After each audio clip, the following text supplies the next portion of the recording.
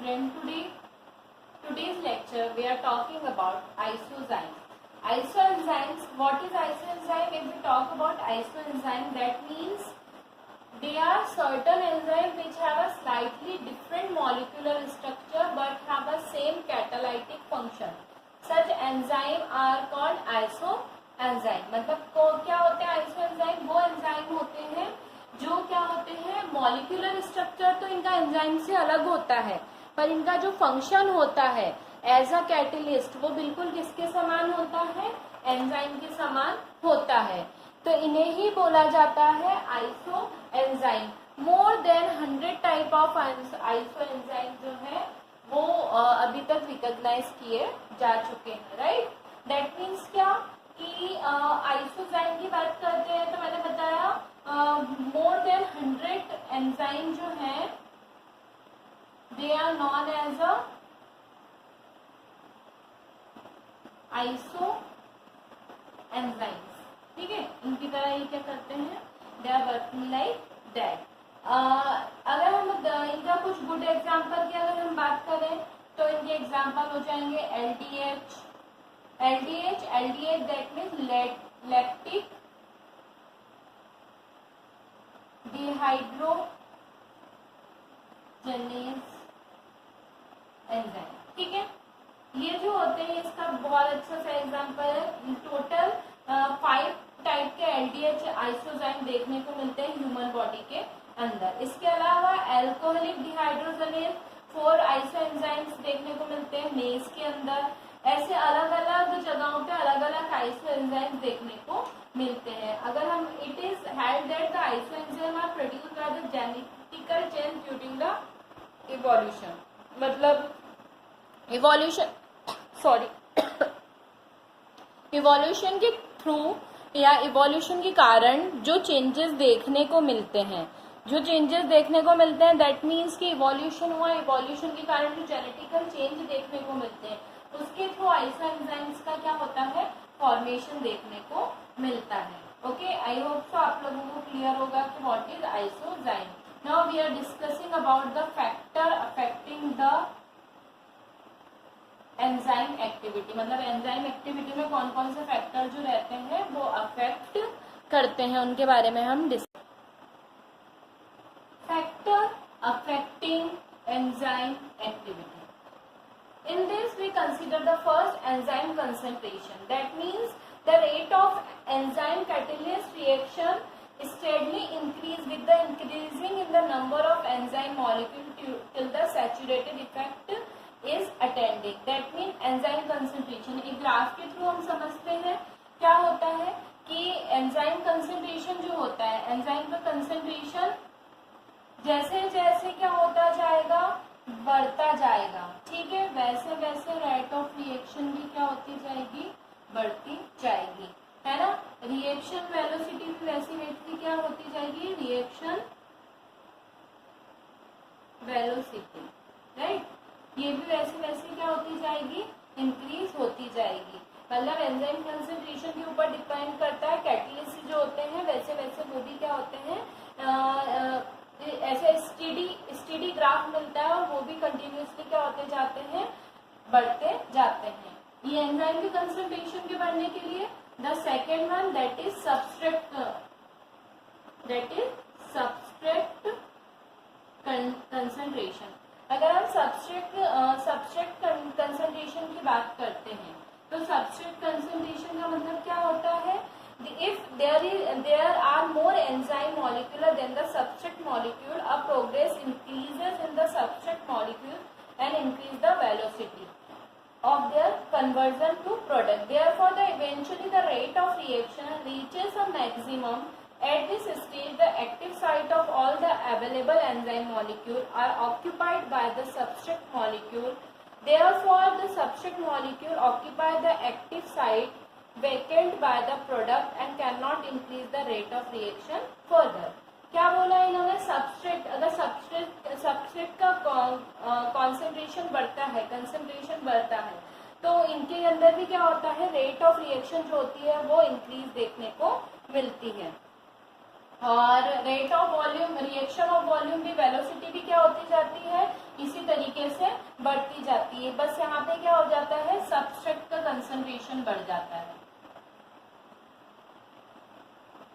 Substrate का concentration बढ़ा तो इससे रेट ऑफ रिएक्शन भी क्या हो गए, इंक्रीज हो गई, है ना।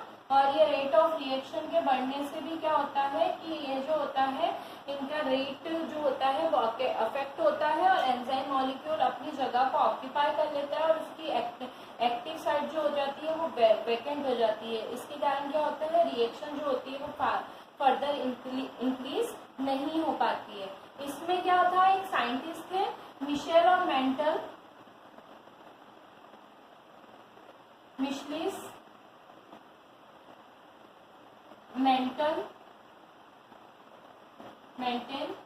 कांस्टेंट करके जो था एक बताया था, जिसके अंदर क्या बोला था उन्होंने, जब भी मिशेल्स मेंटन कंसंट्रेशन उन्होंने बताया था कि एंजाइम और सब्सट्रेट जो होते हैं जब वो प्रोडक्ट का फॉर्मेशन करते हैं तो हमेशा क्या करते हैं कि अपनी एक्टिविटी जो होती है उसके ऊपर उसकी वेलोसिटी जो होती है वो क्या करती है, डिपेंड करती है। दैट मीन्स कि मिशेल मेंटल जो होते हैं वो क्या होते हैं, इनवर्सली प्रोपोर्शनल होते हैं एंजाइम एक्टिविटी के लिए, ये इन्होंने इसके अंदर बताया था।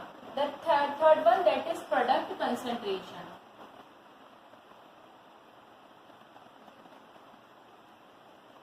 The third one that is product concentration, मतलब कोई भी रिएक्टिविटी जो है वो प्रोडक्ट के कंसंट्रेशन के ऊपर भी डिपेंड करेगी। प्रोडक्ट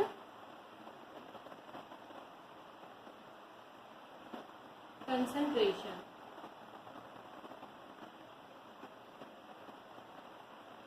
प्रोडक्ट कंसंट्रेशन बोलता है the assimilation of product enzyme reaction lower than the enzyme activity. Enzyme molecule must be freed to combine with the more substrate molecule. Normally the product are quickly removed from the site of formation and the reaction do not suffer, है ना। मतलब इन्होंने बोला product का concentration के ऊपर भी rate of reactivity depend करती है, पर यहाँ पे क्या हो जाता है, जब ये प्रोडक्ट एसिमुलेट होते हैं एंजाइम रिएक्शन में तो इनकी एंजाइम एक्टिविटी कैसी हो जाती है, लो हो जाती है, जिसके कारण क्या होता है, एंजाइम मॉलिक्यूल जो होते हैं वो फ्रीली सबस्ट्रेट के साथ रिएक्ट करते हैं और नॉर्मली क्या होते हैं, क्विक रिमूवल के थ्रू रिएक्शन जो होती है उसके फॉर्मेशन को सफर होने नहीं देते हैं। The fourth one that is temperature, मतलब क्या होता है, रेट ऑफ रिएक्शन टेम्परेचर के ऊपर भी डिपेंड करती है। कैसे डिपेंड करती है, देखिए जैसे जैसे टेम्परेचर बढ़ता जाएगा वैसे वैसे क्या होगा, एंजाइम की एक्टिविटी इफिशिएंसी भी क्या होती जाएगी, इंक्रीज होती जाएगी, है ना। जिसके कारण क्या होगा, ऑप्टिमम टेम्परेचर जो है ऑप्टिमम टेम्परेचर डिक्रीज हो जाएगा, जिसके कारण मोस्ट ऑफ द एंजाइम जो होते हैं, है ना, वो अपनी मैक्सिमम एक्टिविटी बताते हैं कि किस टेम्परेचर के बीच में, 25 to 40 डिग्री सेल्सियस के बीच में, है ना। और ये जो ऑप्टिमम टेम्परेचर होता है करस्पॉन्डेंसली बॉडी टेम्परेचर जो होते हैं ऑर्गेनिज्म की उसके ऊपर डिपेंड करता है। और जैसे जैसे एंजाइम एक्टिविटी स्टॉप हो जाएगी किस टेम्परेचर पे, 70 to 80 डिग्री सेंटीग्रेड पे, इसके क्या हो जाता है, एंजाइम एक्टिविटी स्टॉप हो जाती है, राइट। इससे एंजाइम एक्टिविटी क्या हो जाती है, स्टॉप हो जाती है। मतलब ये क्या होते हैं, रेट ऑफ रिएक्शन के ऊपर ये ऑलवेज क्या करते हैं, डिपेंड करते हैं। टेम्परेचर चेंज होता जाएगा उसके साथ इनकी रिएक्टिविटी भी क्या होती जाएगी, चेंज होती जाएगी। Now the next that is hydrogen ion concentration, that means कि पीएच का कंसंट्रेशन कितना होगा उसके ऊपर भी रेट ऑफ रिएक्शन जो होती है वो डिपेंड करती है। Fifth one hydrogen ion concentration, या फिर हम इसको पीएच भी बोल सकते हैं। इसके ऊपर भी क्या होता है, रेट ऑफ रिएक्शन जो होती है वो डिपेंड करती है। कुछ एंजाइम जो होते हैं वो एसिडिक मीडियम में अच्छा बेस्ट अपना देते हैं, कुछ जो होते हैं वो एल्कली मीडियम में देते हैं, और कुछ जो होते हैं वो अपना क्या होते हैं, न्यूट्रल मीडियम में अपनी एक्टिविटी बेस्ट देखते हैं। मोस्ट ऑफ द एंजाइम जो होते हैं वो मैक्सिमम एक्टिविटी जो होती है, मतलब पीएच जो होता है 6.0 to 7.5 का पीएच, उसके ऊपर क्या करते हैं, वर्किंग होते हैं, उसके ऊपर नियर टू इस पे क्या करते हैं, अपनी रिएक्शन को शो करते हैं। कुछ जो होते हैं वो एसिडिक एंजाइम जैसे पेप्सिन हुआ, गैस्ट्रिक जूस है ना, ऑप्टिमम एसिड इसका कितना होता है 2 होता है, तो 2 क्या हो गया एसिडिक हो गया, एसिडिक नेचर वाला हो गया 2 pH। तो ये जो होते हैं पेप्सिन एंजाइम इस एसिड मीडियम पे क्या करते हैं अपनी रिएक्टिविटी को शो करते हैं। जैसे पैंक्रियाटिक जूस हुआ उसका कितना होता है 8.8 pH होता है, तो ये कैसा हो गया एल्कलीन नेचर वाला हो गया, एल्कलाइन नेचर वाला हो गया। तो ये क्या करते हैं इसके ऊपर अपनी एक्टिविटी को शो करते हैं, दैट मीन्स सब अलग अलग उस पर अपनी एक्टिविटी को क्या करते हैं शो करने का काम करते हैं। ऐसे सबकी एक्टिविटी क्या होती है अलग अलग पीएच पे अलग अलग देखने को मिलती है। इनहिबिटर्स, कुछ इनहिबिटर्स भी होते हैं जो इसमें क्या करते हैं पार्टिसिपेट करके इसकी रिएक्टिविटी को शफल कर देते हैं या फिर इनहिबिट कर देते हैं या उसको रोक देते हैं। मतलब इनहिबिटर क्या होते हैं जो एंजाइम को रोकने का काम करते हैं, है ना। तो कुछ इनहिबिटर भी इसके अंदर पार्टिसिपेट करके रेट ऑफ रिएक्शन को क्या कर देते हैं चेंज कर देते हैं। Now we are discussing about the next topic, our next topic that is classification of enzyme. Enzyme को किन किन क्लास के अंदर क्लासिफाई कर रखा है। अवर next topic that is classification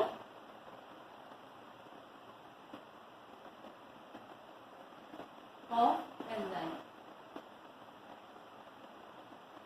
अगर हम एंजाइम की क्लासिफिकेशन की बात करते हैं तो generally enzyme nomenclature recommendation of the international union of biochemistry, है ना, IUCD जो थे उन्होंने क्या करा था न्यू क्लासिफिकेशन किया था और इन्होंने इसको कितने 6 मेजर ग्रुप्स के अंदर डिवाइड किया था। कितने 6 मेजर ग्रुप के अंदर इसको एंजाइम को क्लासिफाई किया था। सबसे पहला जो था वो था ऑक्सीडो रिडक्टेज, ठीक है, ऑक्सीडो रिडक्टेज नाम से पता चल रहा है, दैट मीन्स इसके अंदर क्या होगा, इसके अंदर ऑक्सीडेज और रिडक्शन दोनों टाइप की रिएक्शंस होंगी और ये दोनों टाइप की रिएक्शन क्या करेंगी पार्टिसिपेट करके ये एंजाइम इसके अंदर पार्टिसिपेट करता था। Enzyme catalyst that oxo reductase reaction by the transfer of hydrogen और electron from one compound to another. मतलब इसके अंदर क्या होता है हाइड्रोजन और इलेक्ट्रॉन दोनों का ट्रांसफर होता है वन टू अनादर और उसके थ्रू ये रिएक्शन क्या होती है कंप्लीट होती है। जैसे कौन कौन से इसके अंदर आ जाएंगे ऑक्सीडेज, डिहाइड्रोजनेज, रिडक्टेज, ये सारे कुछ इसके एग्जाम्पल होते हैं। ऑक्सीडेज, रिडक्टेज,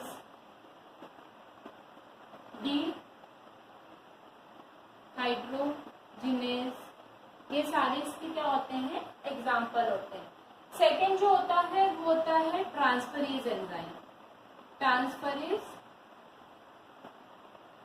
एंजाइम है ना, this catalysed a transfer of specific group other than the hydrogen from one substrate to another. मतलब ये क्या करता है ट्रांसफर इस नाम से पता चल रहा है इसका काम क्या होगा ट्रांसफर करना।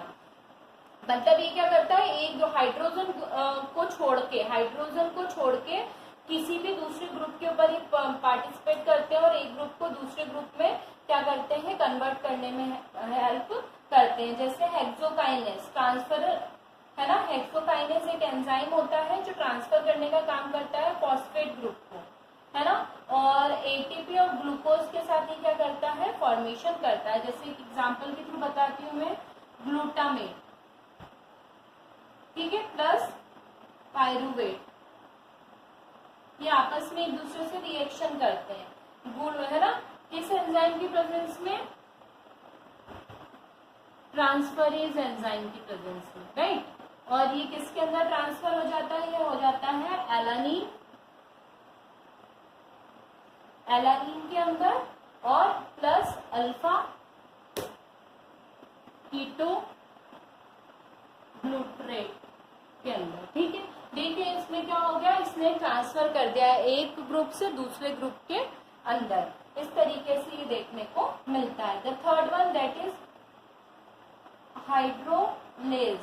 तो ये इस नाम से पता चल रहा है कि एंजाइम सिर्फ किस पे हाइड्रोजन बॉन्डिंग में स्प्लिट करेगा। दैट मीन्स ये क्या करता है, स्प्लिट करता है लार्ज मॉलिक्यूल को स्मॉल मॉलिक्यूल के अंदर। कैसे?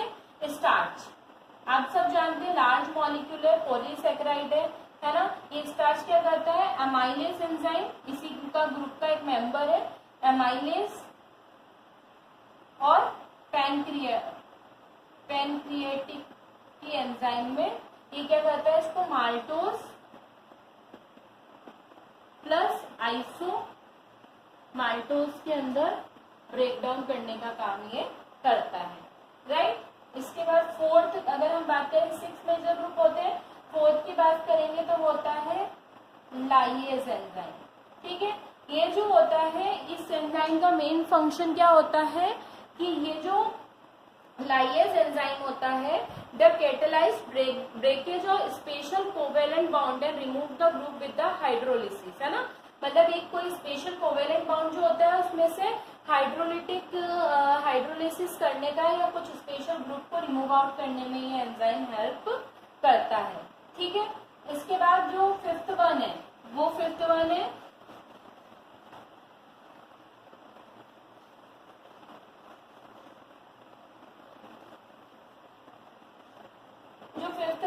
वो है आइसोमरेज एंजाइम, आइसोमरेज एंजाइम, है ना। This catalyse the change of substrate into related isomer from rearranging of molecule, है ना। मतलब ये क्या करता है, आइसोमर्स बनाता है, जैसे ग्लूकोज 6-फॉस्फेट, राइट। इसको क्या करता है, आइसोमरेज एंजाइम की प्रेजेंस में, आइसोमरेज एंजाइम की प्रेजेंस में, किसके अंदर, फ्रुक्टोज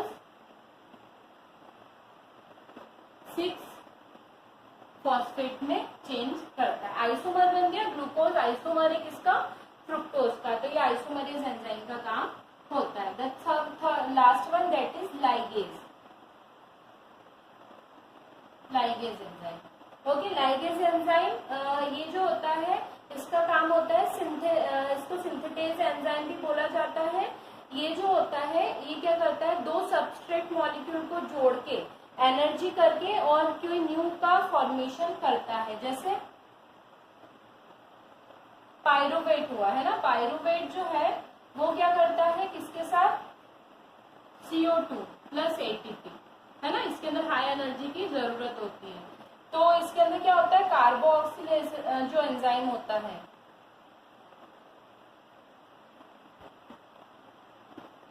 इसकी प्रेजेंस में ये क्या करता है, इसको ऑक्जेलो एसीटोन में कन्वर्ट करता है, ऑक्जेलो एसीटोन में कन्वर्ट करता है। साथ में ATP जो होता है, ADP में कन्वर्ट हो जाते हैं। इस तरीके से क्या करते हैं, फंक्शन करते हैं और अपनी रिएक्टिविटी को कंप्लीट करने का काम करते हैं। और इस तरीके से क्या होता है, क्लासिफिकेशन जो होता है वो कंप्लीट होता है, राइट।